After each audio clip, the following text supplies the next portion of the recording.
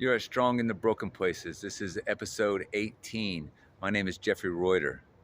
Today we're going to continue talking about labels. We started that yesterday in 17, and there's just so much to say about this that it warrants more discussion. So there's a proverb, 18:21, that says, "Life and death are in the power of the tongue, and they who love it shall eat the fruit thereof."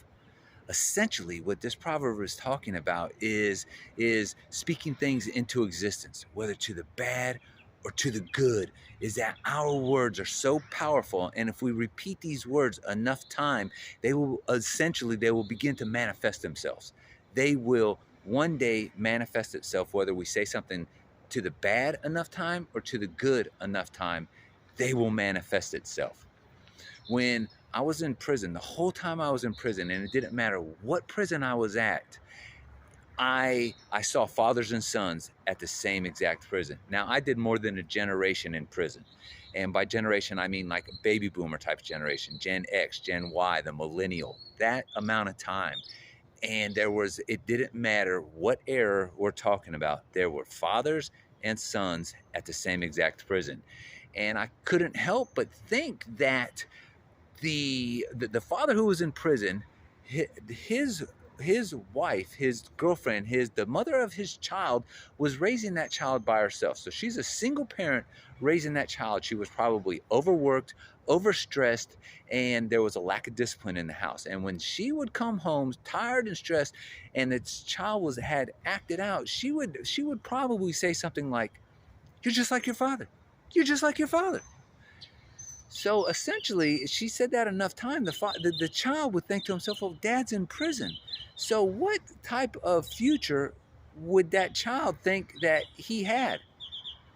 And this just didn't go for boys. I know fathers in prison whose daughters followed them to prison. Now, I'm not saying this happens in every case, because it doesn't.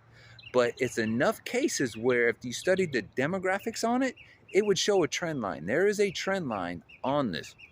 So we have to be careful what we're telling our children. We have to be careful what we're telling ourselves. And did you guys watch the race this past weekend, the Kentucky Derby? I'm not particularly a horse racing fan, but I like a good story. And this last weekend was a good story. There was a horse called Rich Strike. Now, this horse wasn't even scheduled to run in the Kentucky Derby. There was a late reschedule. A horse had to drop out, so Rich Strike took its place. Now, when Rich Strike entered the race, it was at the bottom of the line. It had the longest odds, 80-1 odds. But you know what? This horse came from behind and won. And the name of this horse was labeled. All horses are labeled. This horse was called Rich Strike. Now, going into this race, one might not think, okay, this horse isn't considered a Rich Strike. I know the owners of the other horses were probably laughing at this situation. They were probably happy that this horse came in, because it was just one less horse to have to worry about. But the person who named that horse saw something in that horse and named that horse Rich Strike.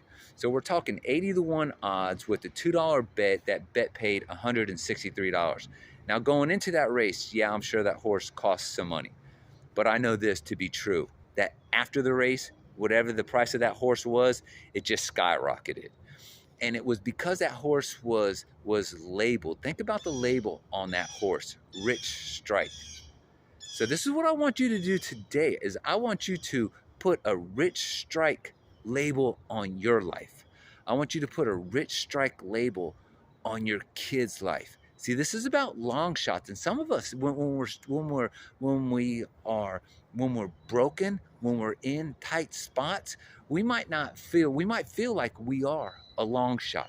We might not be able to see that far into the distance. We might not be able to see success, and a lot of times we definitely don't feel successful when we're stuck, when we're in our mess, when we have that minimum wage job, when we're just a worker and we see ourselves as a manager or a leader or whatever the case may be.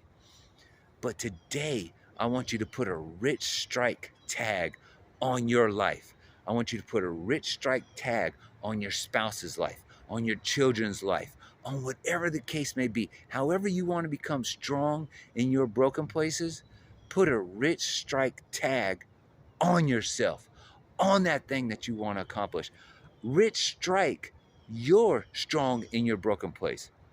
See, we can do this. We can just be aware of what's going on. We can be aware of our words. So that's what we're doing today. We're going to rich strike label where we want to become strong in our broken place. Good day.